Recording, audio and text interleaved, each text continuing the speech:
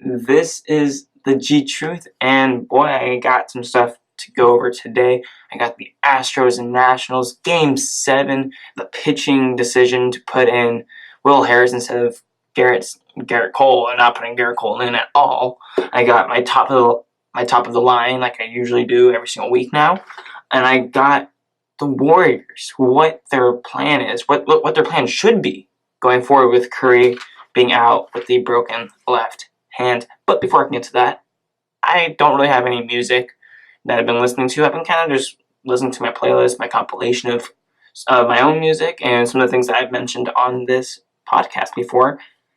And I also, I've been, I've been laid back, relaxing. I watched the Nationals Astros game on Tuesday, which is yesterday when I'm recording this, but Tuesday when this goes up on Wednesday. And when this goes up, it'll be Friday. So 2 days ago then. And it was really fun. A lot of energy built up. I was hoping, I thought the Astros were going to win, but I was, I wouldn't be mad if the Nationals won, and they did win. So that's really cool to see. Congratulations to the Nationals on winning their first ever World Series, and also, in general, happy Halloween, even though this is going up the day after Halloween. So with that out of the way, I'm going to go into a mini segment within my intro, just a mini segment to talk about, and that is the Brooklyn Nets with Kyrie Irving. Not to beat the dead horse here, but come on. It's still going on, and I love Kyrie. I really like him. I liked him a whole bunch when he was in Cleveland and Boston. I really like his game. I like his game style. I like his handles. I like his shooting.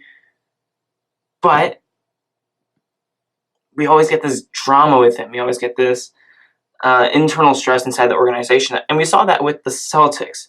And the same thing is happening in Brooklyn. I mentioned it in a last episode, actually, with the mood swings and all that going on, lack of communication with the team, stuff like that. Just drama and news seems to follow him around. And I've also seen the way that he plays when he was with Boston and now with the Brooklyn, where he can stuff the stat sheet completely. He had 50 points his first game. But guess what? They don't get the win. The top 5 scorers thus far, by the time this is going to go up, when I'm recording this, 5th is Siakam, 4th is Luka Doncic, 3rd is Damian Lillard, 2nd is Karl-Anthony Towns, 1st is Kyrie Irving. Kyrie Irving is 1st. But what does he not have in common with the other 4? A winning record. Kyrie Irving is only one, and he's the leading scorer, and he does not have a winning record as of right now. And yes, it's early. It is early. And the Nets, I believe, are going to be a playoff team. 7th, 8th, maybe, if I'm being generous, 6th seed. But Kyrie needs to change the way that he plays basketball. Just a bit. Instead of looking for himself to score, he has to look for others to get more involved, but in a more natural way. Not so much the Russell Westbrook, I'm going to drive to the paint and just hand it off to Steven Adams when he was on the Thunder, or now when he's handing it off to Clint Capella. I need Kyrie Irving to do more.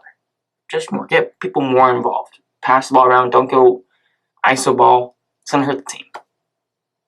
So that's my little spiel on the whole Nets Kyrie Irving thing. It was supposed to be quick, and it was. But now I can hop into the main topics of today, which is the Astros and Nationals Game 7, my top of the line, and the Warriors' future. So, let me start off the Astros and Nationals Game 7 World Series segment by, first off, congratulations, Nationals. This is your first ever World Series championship, and that is great. I mean, you guys have been through a whole bunch of stuff. It's been a tough road this year. From Bryce Harper leaving town, going to the Phillies, to going on an incredible run while having a losing record, and somehow sneaking into the playoffs as a wild card team, and then beating the Dodgers with Howie Kendrick's grand slam home run, to Scherzer not being able to play at all in Game 6 of the World Series because he had some neck tightness that was really bad where he couldn't even turn his head the slightest bit, to winning it all in Game 7 when it mattered the most. And if you're a Houston Astros fan, or if you're just not rooting for the Nationals at all, you got to give the Nationals credit, though. You got to give them credit. Their guys came to play, whereas the Astros guys did not. Howie Kendrick kept on making big plays at big moments with that 2-run home run in the seventh inning, I remember. As well as, like I mentioned before, that walk-off grand slam home run against the Dodgers. And then Juan Soto's been great for this whole series and for really the whole playoffs. Same with Rendon and Eaton as well. You have Scherzer and Strasburg who have been tremendous in their pitching throughout this whole playoffs. And Strasburg eventually winning the World Series MVP as well. And Corbin also had a great Game 7. Their guys came to play. And on the other side, the Astros guys simply did not. They had their opportunities to win. Verlander has yet to have won a World Series. He's 0-6. He is 0-6. He has the most World Series losses without a win. 6 losses. My bad. 6 losses, 0 wins. As well as Bregman and Altuve have not really been consistent this whole World Series, actually. And not only them, but the whole team. Especially with runners in scoring position, which really hurts them. It really does. They were 1-8 for that whole Game 7, and when I was going back and watching the game, and when I was watching the game live too, I said that second inning they really should have put up more points against Scherzer, especially since they put up a stat line also that Scherzer allows most of his runs in the first and second inning, and then after that he shuts it down.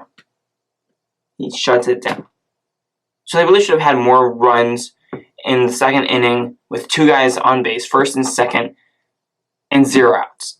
But then they have that messed up bunt by Chirinos and then ground out and lined out. So missed opportunities right there. And after going up 2-0, they only had 2 hits. So they didn't really give themselves any break there or any real chance to really come back and win after going down 3-2 and eventually 4-2 and then 6-2 and losing. And also, not only although the Nationals did do this, the Astros did not take advantage of home field advantage. And also the Nationals did not, but still, Game 7, you got to take advantage of home field. You got to take advantage of home turf. You got to. But now I'm going to do a complete 180 turn.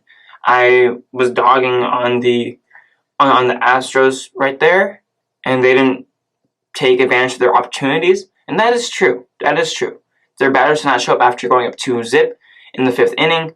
Yes, that is true. But they still had a 2-0 lead, and Zach Greinke was rolling. He was doing great. He had 4 1-2-3 innings with several of those bats coming right to him, where it ended up just being ground outs to him, and he would throw it to first, and it was spectacular because it was all instinct, and the whole breakdown of how his pitching went right into a fielder's stance. It was spectacular, and he had only allowed 1 hit until Rendon's home run. And then he walked Soto, and then he got replaced. And that's when it got interesting. That's when it really got interesting. What do you do? Do you put in your actual relief pitchers, or do you put in Garrett Cole, your ace, your guy, your main guy that has gotten you here? You're probably your AL Cy Young winner. I say you put in Garrett Cole even on 2 days rest. And AJ Hinch was going down that way too. He had Garrett Cole warming up in the bullpen, and I was excited because I thought that Garrett Cole was going to come out there, dominate the competition, and the Astros were going to win. I thought it was going to be like that, but it didn't happen that way. Instead, AJ Hinch put in Will Harris, and I was stunned. I was shocked. I was confused. I was yelling at the people in my lounge, why are they putting Will Harris in? This is a bad decision. Putting Garrett Cole, and I was told, maybe he's saving Garrett Cole as a closer, but my explanation is you put your best guy out there. And at the same time, as soon as I saw Will Harris going up there, I got really nervous for the Astros because the night before Game 6, he only threw 5 pitches in that game. And you want to know why? Because he gave up a 2-run home run to Rendon in the top of the 7th. And then what happened in Game 7, also top of the 7th, where they put in Will Harris again instead of Garrett Cole. What happened? What happened is that he threw 5 pitches again in the top of the 7th, and on the second pitch to Howie Kendrick, it was a 2-run home run. Deja vu right there. And in my mind, I was like, wow, that might just be game. And it was game right there. And I don't know what AJ Hinch was thinking. Maybe he was thinking or having flashbacks to Clayton Kershaw going as a relief pitcher and allowing back-to-back home runs. And maybe he was thinking, ooh, Garrett Cole has not done this since college. Will he allow back-to-back home runs? Maybe he thinks that, like my friend was thinking when I was watching the game, that I can save Garrett Cole as a closer now since Zach Greinke has taken us all the way to the 7th inning, and I did not expect that. But here's my rebuttal to that. Garrett Cole is not Clayton Kershaw. He actually shows up in the playoffs when it matters the most. And when he's on 2 days rest, I don't care. It's Game 7. Game 7, you gotta put him in. This is potentially and most likely his last year with the Astros because he's a free agent and he's gonna get a buttload of money. So if I'm AJ Hinch, I put in Garrett Cole no matter what. I'm putting him in as soon as Zach Greinke's out, and that did not happen. And also, like I mentioned before, it seemed to me that AJ Hinch had that game plan of after Greinke, I'm putting Garrett Cole. But then it seems to me that he also switched that game plan as soon as Zach Greinke went all the way to 7. Because then he's thinking, all right, I originally maybe thought that Greinke was going to go to 4 or 5 innings and then I have Garrett Cole takes me to 7 or 8 and then I put in my actual relief pitchers and then I close. Boom, done deal. But with Greinke going to 7, maybe he switched up I think he probably switched up his game plan a bit and had Garrett Cole just sit. Because he was warming up for a bit, but then he just sat. So to that I say, stick to your game plan. Don't overthink it, because you just overthought it and you lost the game right there. You got to put Garrett Cole in. And if you do, who knows? I think Astros win in that case. So yes, I completely agree. And 2 things can be true. The Astros did have tons of opportunities to win this game. And yes, the Washington Nationals were by far the more complete, better team throughout that whole series. But in the end, this game came down, this whole series, in the end, came down to that pitching change in the top of the 7th. And I think that AJ Hinch made the wrong move and should have put in Garrett Cole.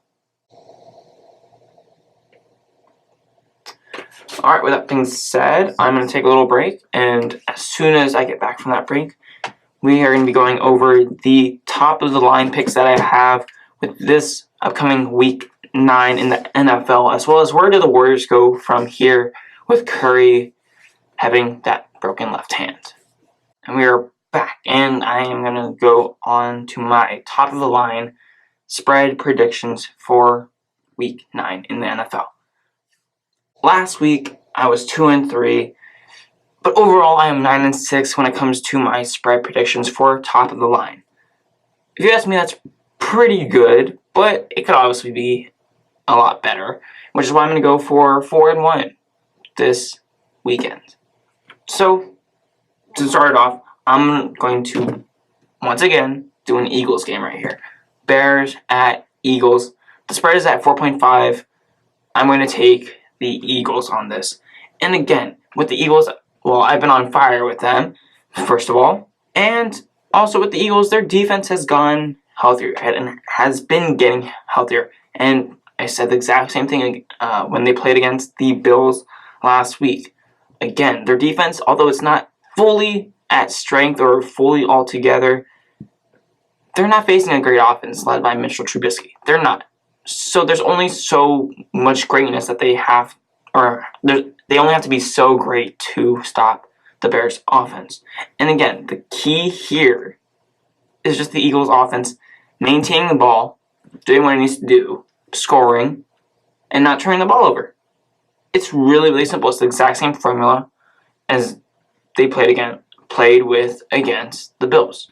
Do what you need to do. Don't let the Bears score because they're not a great offense. Same with the Bills. And don't turn the ball over. It's as simple as that. I take the Eagles right here. Next, I have the Colts at the Steelers. The spread is at 1. I'm having the Colts right here, -1. The Colts offense has been on and off this whole season, really. But I believe that this week, their offense will be on against the Steelers. The Steelers are coming off a short week, and that involves a Monday Night Football game against the Dolphins, where the score was unnecessarily close for the first half.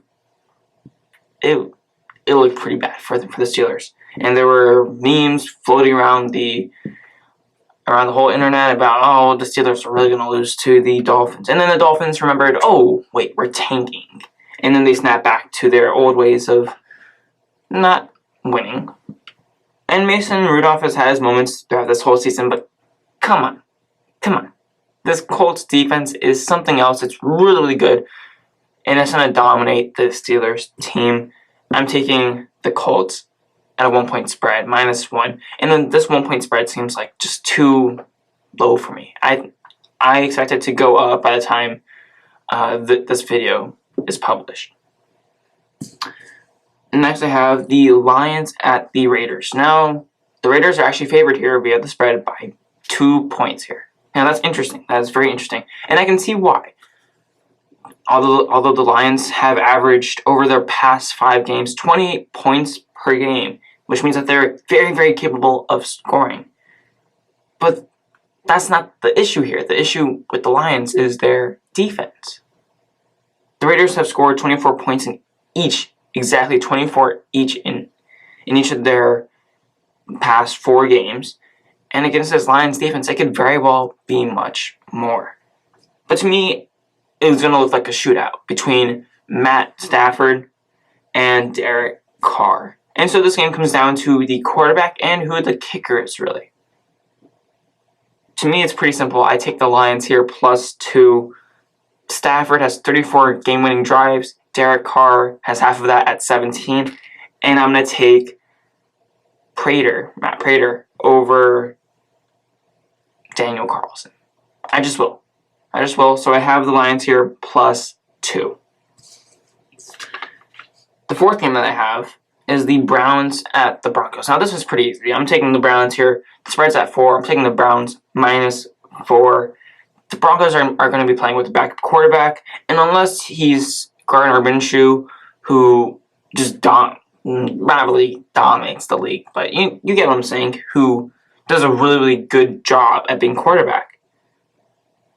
I don't think that backup quarterback for the Broncos is going to be able to overcome this Cleveland Browns pass rush and defense, because that defense and pass rush is amazing. So the Browns should win this pretty convincingly in the blowout, as long as they do not shoot themselves in the foot like they have been doing for the past couple weeks with penalties and turnovers. And overall, this should be a good ego boost and a good morale boost for the Cleveland Browns, especially with their remaining schedule looking pretty easy. They have Denver this week, and then they have Buffalo, Pittsburgh, Miami, Pittsburgh again, Cincinnati, Arizona, Baltimore, and Cincinnati to finish it off. They should win most of those games, at most losing 2 games. So they should end with a winning record. In the last game, always Sunday Night Football. The Patriots against the Ravens. This should be very, very interesting. The Patriots are actually favored by minus 3.5 points. So 3.5 points. That's what the spread is. I have the Patriots minus 3.5. I do. And yes, I know the argument against the Patriots is they have not faced anyone yet. Yes, their defense has historical crazy numbers, but who have they faced really? They faced people within or teams within their own division, and they played the Cleveland Browns, who have been shooting themselves in the foot for this whole season.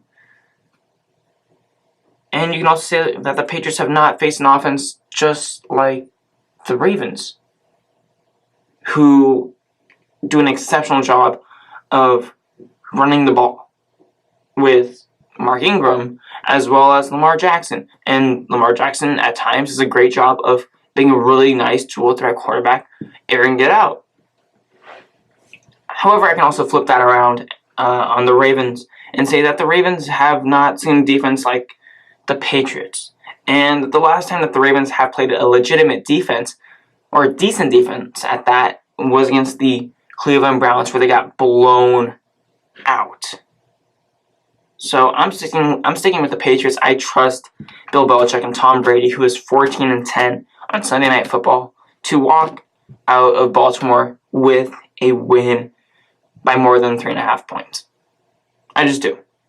Now, definitely this will be a test of how good, how legitimate the Patriots defense is, but I think that they'll pass with flying covers and with flying colors, there we go, and that they should prevail in the end with a win by more than 3.5 points. So that is my top of the line picks. I have the Patriots favored on their spread, as well as the Browns and Colts and the Eagles, and the Lions are the only one that I am going against the spread with. Alright, now I'm going to hop on to my last topic of the day, and that is the Warriors. The Warriors are 1-3 right now, and it got worse with news that Curry broke his left hand on a pretty scary fall. Although this obviously sucks for the Warriors, I think that this could actually bode well for the Warriors and their future. Now, they weren't going to do anything crazy this season, and the way that they were, especially with the way that they were playing with absolutely no rebounding, no defense. They allowed the Suns to put up 70 plus points in a half. They have no rebounding, no defense, and they really only had two legitimate scorers in D'Angelo Russell and Steph Curry, and now that's just one legitimate scorer in D'Angelo Russell with Curry being out. And they also have some young players and Draymond Green. Not a lot to work with there. Now, obviously, I thought that they were gonna make the playoffs, but I thought that they were gonna be a 7th, 8th, 6th seed. And when you turn that into draft picks, probably not very high, not really lottery picks. But I think that this is going to be an overall reboot of that roster. Now, I do not mean that they're going to completely dismantle the roster and implode it and just say, boom, we're done, we're trading Curry, we're trading Draymond, we're trading Clay. No, I don't mean that. But I think that's more of preparing for next season completely. First of all, they can really scope out and examine their young guys, their young talent, and see who they really have that can make a difference, that can make an impact on the game with Curry, Clay, and Draymond at full health. Their roster without Clay or Curry, including Draymond, is an average of 23.6 years old. That is one of the youngest, if not the youngest, rosters in the whole league. So it's really about seeing who they have on that team and who can make an impact on their future and who they should really keep for their future with Curry, Clay, and Draymond. Along with that, secondly, they can also look at some D'Angelo Russell trades where they can get a couple picks for him, or maybe a a center or power forward who can rebound and play defense, along with a bench player or a pick or two. And the third thing also is that they can get a high draft pick, because they're obviously not going to do well with D'Angelo Russell, only D'Angelo Russell, leading the charts. So they can get a high lottery draft pick, and from there they can probably draft a playmaker, or if they really, really need to and haven't gotten any trades going down or don't sign any big-time free agents, they can draft not a playmaker, but a center, a power forward, someone who can help them on the defensive end as well with getting rebounds, because that's their main problem since they go small ball so much. And the fourth big thing, this is the biggest thing, is that you get Klay Thompson and Steph Curry completely 100% healthy as well as rested. Completely rested. And that's the biggest thing, fatigue. So, all in all, if they do those four things that I mentioned, scope out their young players, possibly trade D'Angelo Russell for picks, or a starting big, or a good bench player, or some more picks. The third thing being draft really, really well, get a high draft pick, get a playmaker, or get a center, get a big. And fourth, make sure that Klay Thompson and Steph Curry come back fully healthy and well rested. If they do those four things and they do it correctly, they can have a starting lineup of Steph Curry, Klay Thompson, Draymond Green, and possibly two free agents or trade acquisitions or draft picks, but that's a bit less likely of them having rookies in the starting lineup. So most likely trade acquisitions or free agents that they sign at the power forward and center spot, and maybe small forward spot if they slide Draymond over to the power forward, but primarily being a space maker as well as a shooter. Someone who spaces the floor and can shoot the ball pretty well and who is big, as well as a center who is pretty big, can rebound and play defense. Does not need to be a high volume scorer. And that gives slight vibes, if they carry that out right, to the team that they carried out way back then with Curry, Klay, Dre, and David Lee and Andrew Bogut. Very good defensive team and very good offensive team as well. So like I said, this is a reboot. A reboot of talent on that roster with the evaluation of who they really have, as well as a reboot of the structure and the roster of players, which bring in future free agents this upcoming year, as well as getting potentially a high draft pick, as well as of fatigue, most importantly, with Klay Thompson and Steph Curry, and maybe Draymond Green. We'll see how that goes. So in the end, Curry's broken left hand just might be a blessing in disguise. So that'll wrap it up for this episode. I think it went fairly pretty well. We talked about the Warriors' future, the top of the line picks that I have, as well as the Astros and Nationals Game 7 World Series. How that ended off, what I thought about the pitching change in the 7th inning. Anyways, that does it. Stay safe, happy Halloween, and make sure, most importantly, that you give feedback. I would love that. Anyways, thank you for listening. Stay tuned. Peace out.